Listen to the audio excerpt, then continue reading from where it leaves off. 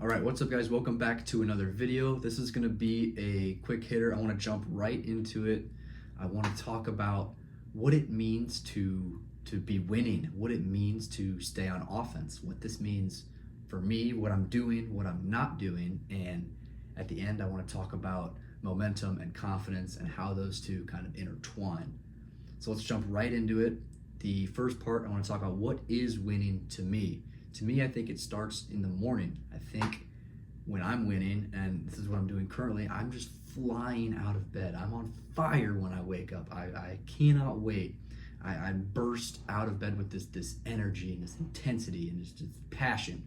I love it. I love where I'm at. And to me, that feels like winning, to have this desire to go to just explore and dominate the day. I love it. That's where I'm at right now. That's the first step in winning and winning the days, weeks, months.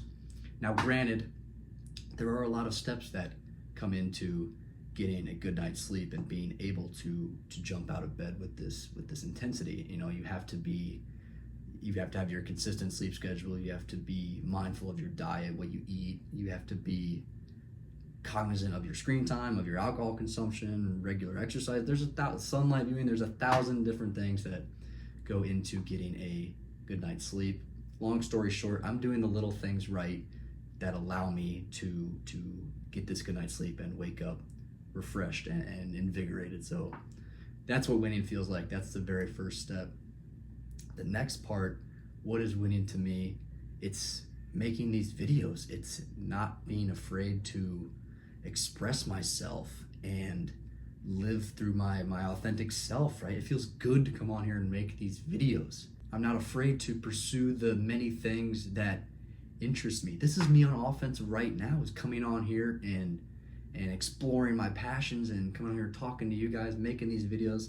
It feels good, it feels authentic, and I'm very grateful that I found this creative outlet, right? This goes back to what we talked about yesterday. If you create and you listen, you will be led, and I'm doing both. Here we are, right? It has come to fruition. Now we need to talk about what I'm not doing. Firstly, what I'm not doing, I'm not too loyal to my distractions. This is a drum I've beat on many times before, and I'm gonna go over it quickly again, and I put it into practice. Too loyal to our distractions. I love how that's worded. We're loyal to our phones, to our screens, to wherever we can distract ourselves in moments of boredom or emptiness. And I've noticed that this last week, this is the first week I've really tried it. I deleted Instagram, YouTube, Twitter, just wiped them off my phone. And what I've noticed is in these moments of stillness or boredom or whatever, I want to scroll so bad. I find it uncontrollable urge to just get on my phone and scroll when I'm eating meals, when I have downtime at work, when I'm doing homework and I I fall into a rut doing homework. I immediately flee to my phone and the apps aren't even on there, and it's like, damn, this sucks. I really want to scroll right now. It's has opened up my eyes to how much time we actually have in a day when it's not spent on this useless scrolling. So this feels like winning when I'm not loyal to the distractions. I'm finding other ways to spend my time. That's winning. That's staying on offense. That's where I'm at right now. Also, staying on offense. I'm not burying these thoughts and these feelings that I have.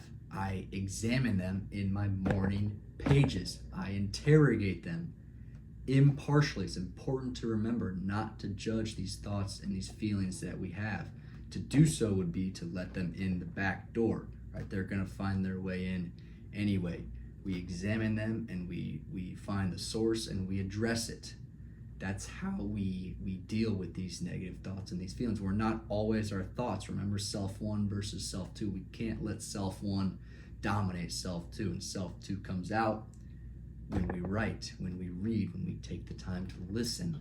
Okay, so that is winning. That's staying on offense. Take the time to listen and examine impartially. So I want to finish with a quick segment on momentum and stacking proof. And I will do that by reading you a quote from Alex Hormozy. You guys have probably heard it before, but it goes like, we don't gain self-confidence by shouting affirmations in the mirror. We gain it by obtaining a stack of undeniable proof. He says, outwork your self-doubt, and I love it. I love it. The only way we can gain this confidence is through evidence, okay? Confidence without evidence, that's delusion.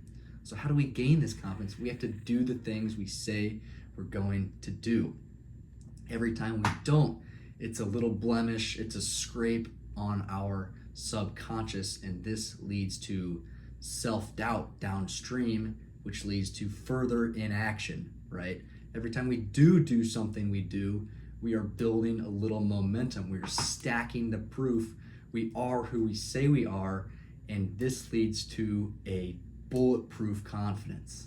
And I love how these two coincide together. And with that, I will end the episode here. Quick one today. I just had some things I wanted to come on here and say. Thank you very much for listening, and we will see you in the next one. Peace.